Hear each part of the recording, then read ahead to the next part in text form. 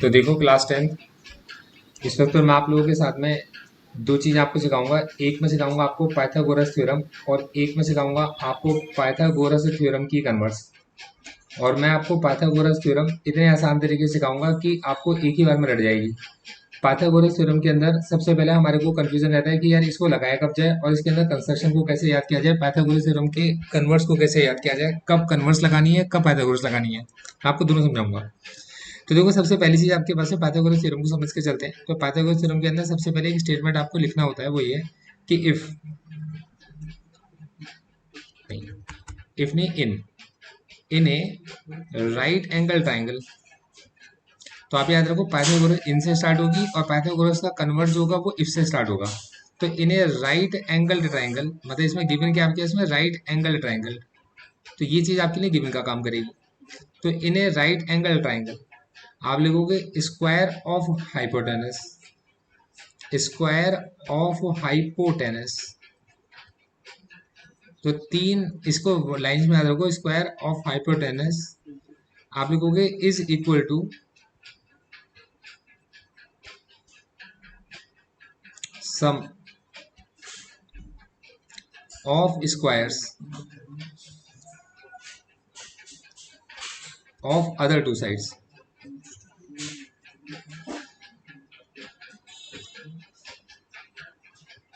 ठीक है जी। तो देखो एक राइट एंगल ट्राइंगल में स्क्वायर हाइपोटेनस का इक्वल है sum of squares of other two sides के। तो कहने का मतलब क्या होगा कि ये आपके पास एक राइट एंगल ट्राइंगल है और ये राइट एंगल ट्राइंगल है आपके पास एबीसी।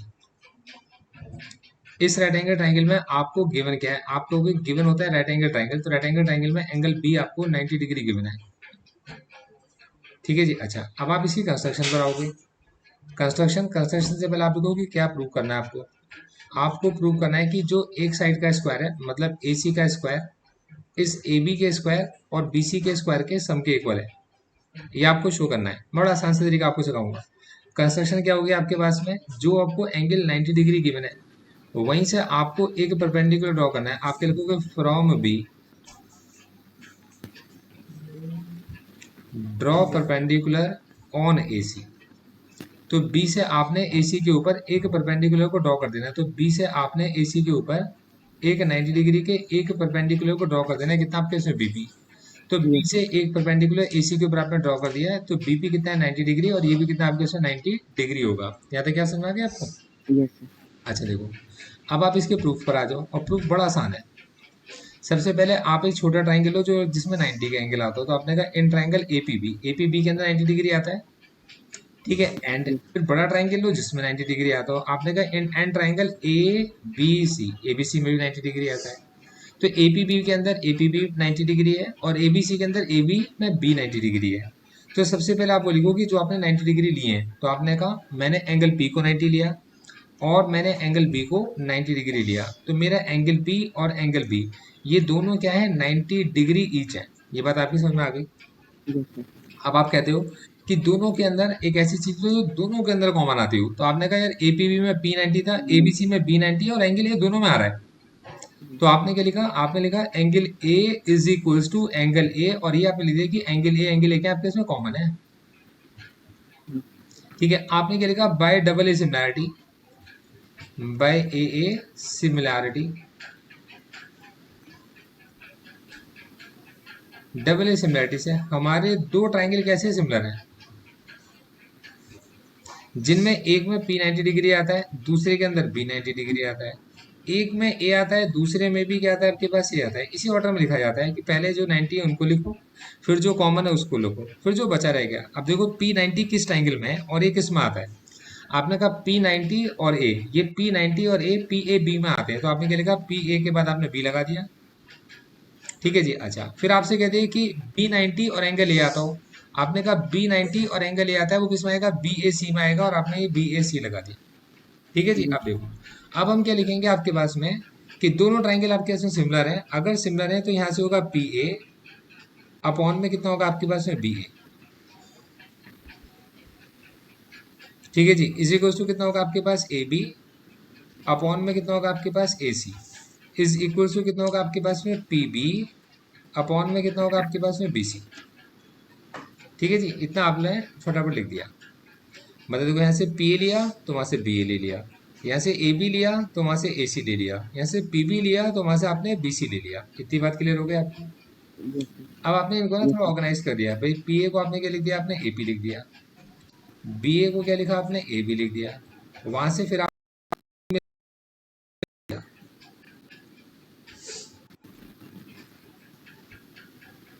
आया नहीं था। ठीक है, आपने इसको AB लिख दिया, अपॉन में क्या लिखा आपने, AC लिख दिया। ठीक है, अच्छा अब इनको क्रॉस मल्टीप्लाई कर दो तो AB और AB स्क्वायर बन जाएंगे। तो आपने कहा AP into AC is equal to कितना बन गया आपके पास, AB स्क्वायर। ठीक है जी, ये आपकी इक्वेशन नंबर 1 बन गई। कोई डाउट नहीं आता है? No sir. पक्का क्लियर है यहाँ तक का? Yes sir. ठीक है, अब हम AP into AC AB square, हमारे पास कई बार टीचर से ये क्वेश्चन दे दी कि AP into AC AB square prove करो।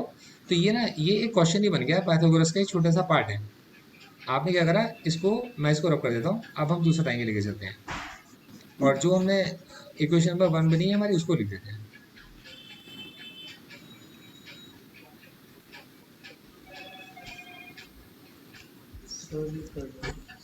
सारी खत्म। चल ठीक है, ठीक है ना हाँ,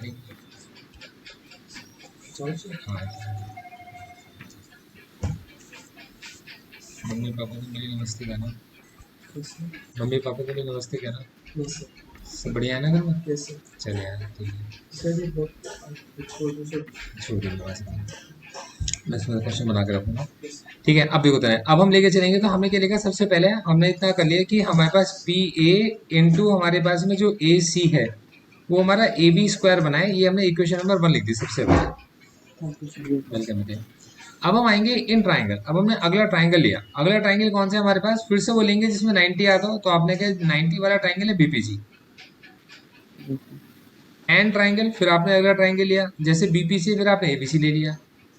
in triangle BPC and triangle ABC, तो आपने ट्राइंगल लिया BPC और आपने ट्राइंगल लिया ABC। इन दोनों ट्राइंगल में एक जगह पर एंगल P 90 डिग्री है, ठीक है जी, और एक जगह पर आपका एंगल B 90 डिग्री है। तो एक जगह P 90 डिग्री है और एंगल B 90 डिग्री है। तो एक जगह आपने P को 90 लिख दिया और एक जगह आपने B को 90 डिग्री लिख दिया। सबसे पहला काम तो यही है। तो आपने क्या लिखा, एंगल P और एंगल B इक्वल हो गए। ठीक है जी, आपने कहा 90 डिग्री की। अब आपको ये देखना है कि इनमें कॉमन कौन सा एंगल आ रहा है। तो आप देखोगे, अगर आप ध्यान से समझो, तो इसमें आपके इसमें BPC में भी C आ रहा है और ABC के अंदर भी पूरा पूरा C आ रहा है। तो आपने लिखा एंगल C मेरे एंगल C के इक्वल आ रहा है, और ये क्या लिखा आपने, कॉमन है। कॉमन। अब बस आपने कहा बाय डबल A सिमिलैरिटी,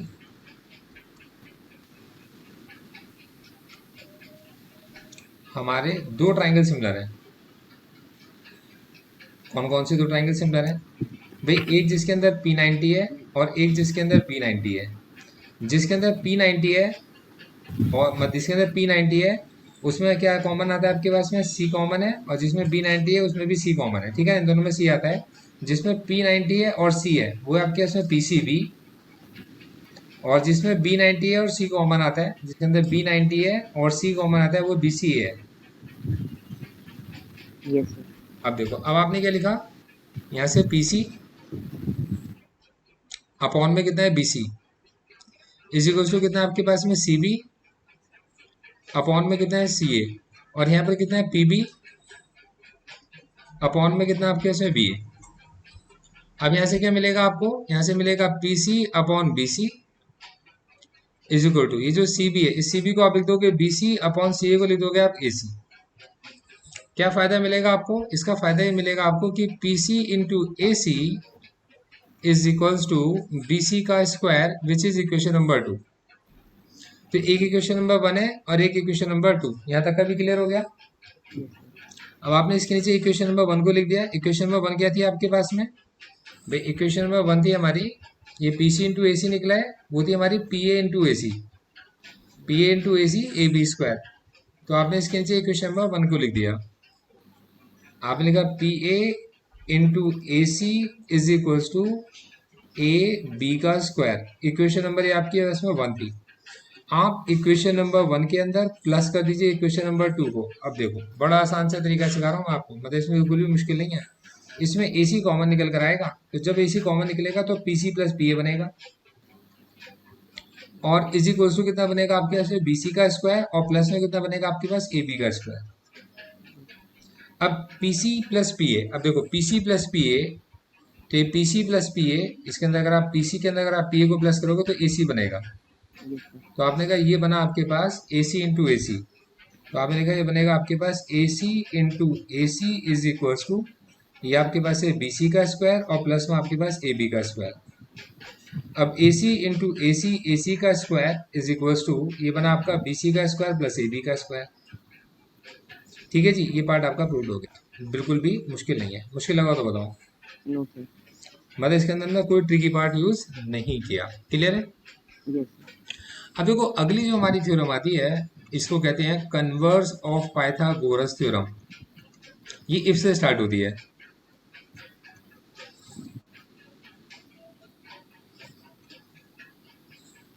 तो आप इसमें लिखोगे if in A triangle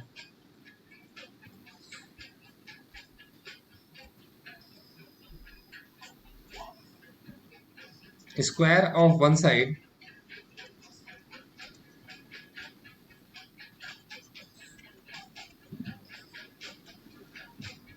is equal to the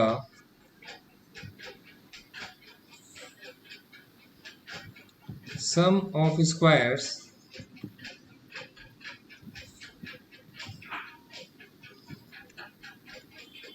of other two sides तो आपके पास में show that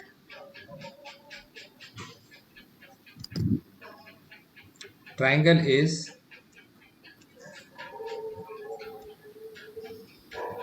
a right angled triangle।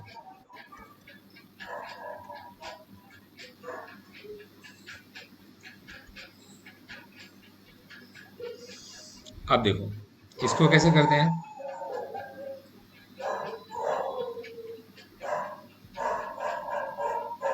एक ट्राइंगल आपको शो करना है राइट एंगल, जो कि है नहीं, लेकिन आप इसे बनाओगे राइट एंगल क्योंकि आपको शो करना है राइट एंगल है। Yes sir. और इस क्वेश्चन में जो आपको इफ से शुरुआत है तो आपको गिवन होगा कि ये जो AC का स्क्वायर है बाकी दो साइड्स के स्क्वायर के सम के इक्वल है, ये आपको गिवन है। और आपको जो इसके अंदर 2 शो करना है कि ये जो एंगल B है वो 90 डिग्री है। ठीक है, तो ये इफ से शुरुआत होती है। और अब इसके अंदर हम जो कंस्ट्रक्शन करते हैं छोटी सी, ये कंस्ट्रक्शन बहुत इंपॉर्टेंट है, इसी से सारा काम हो जाता है। आपने कहा draw P Q is equals to A B और Q R is equals to A C. ठीक है, और angle Q is equals to 90 degree. और आपने क्या करना है in triangle P Q R. तो सबसे पहले आपने ए बी की जितनी एक साइड को कंस्ट्रक्ट किया वो कौन है आपके पास में पी क्यू। अब 90 डिग्री का एंगल क्यू का बनाया और आपने एक साइड क्यू आर कंस्ट्रक्ट की, जितनी बी सी है उतनी क्यू आर, जितनी ए बी है उतनी पी क्यू आपने ड्रॉ करी और ट्राइंगल आपने पी क्यू आर को कंप्लीट कर लिया। ये आपकी कंस्ट्रक्शन हो गई। ठीक है जी, अब देखो अब आप इसके प्रूफ पर आ जाओ।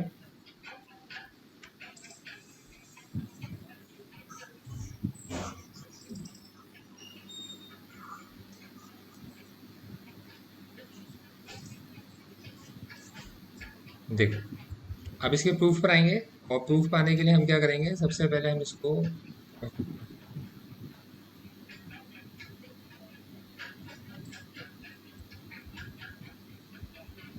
देखो। अब आपने इसके अंदर लिखा कि हमारे पास AC का square AB square plus BC square के इक्वल है। तो ये पोर्शन क्या आपको गिवन है। ठीक है जी, अच्छा यस सर। अब आप क्या लिखोगे ध्यान से समझना। और क्वेश्चन की शुरुआत हमेशा गिवन से करते हो, तो आपने क्या करा पुट कर दीजिए जो भी आपके पास ए बी था उस ए बी की जगह पर आप पी क्यू पुट कर दो, और जो आपके पास में बी सी है क्योंकि आपने कंस्ट्रक्शन की थी, बी सी की जगह पर आप क्यू आर पुट कर दो फ्रॉम कंस्ट्रक्शन। ठीक है, तो क्या होगा आपके पास ए सी का square is equal to P Q का स्क्वायर और प्लस में कितना होगा क्यू आर का स्क्वायर। तो ए सी स्क्वायर आपका P Q square plus Q R square के इक्वल हो गया। अच्छा, अब आपके पास में आप यहाँ लिखोगे एज ये जो ट्राइंगल पी क्यू आर है, आपका जो ट्राइंगल पी क्यू आर है is a right angle triangle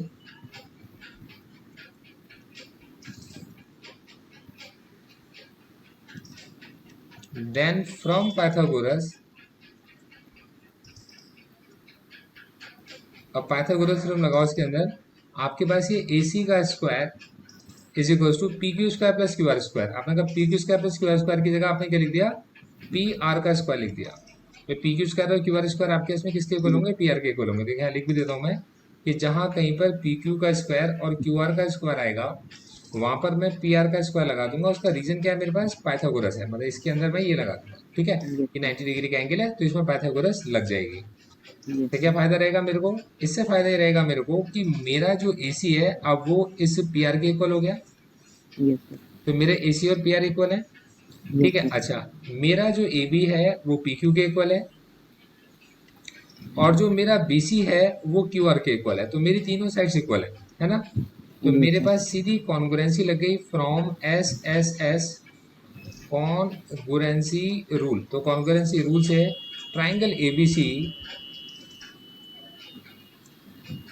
triangle A B C congruent होगा ट्राइंगल पी क्यू आर के, और angle B is equal to कितना होगा, एंगल क्यू 90 डिग्री हो गया from C P C T. तो ये पार्ट आपका इजीली प्रूव्ड हो गया। क्लियर है। Yes, sir. Yes. अब आप इसको जल्दी से कंप्लीट करके 5 मिनट में मेरे को जल्दी से भेजो। आपको 1 घंटे का टाइम दिया था, 1 घंटे में आप 2 बार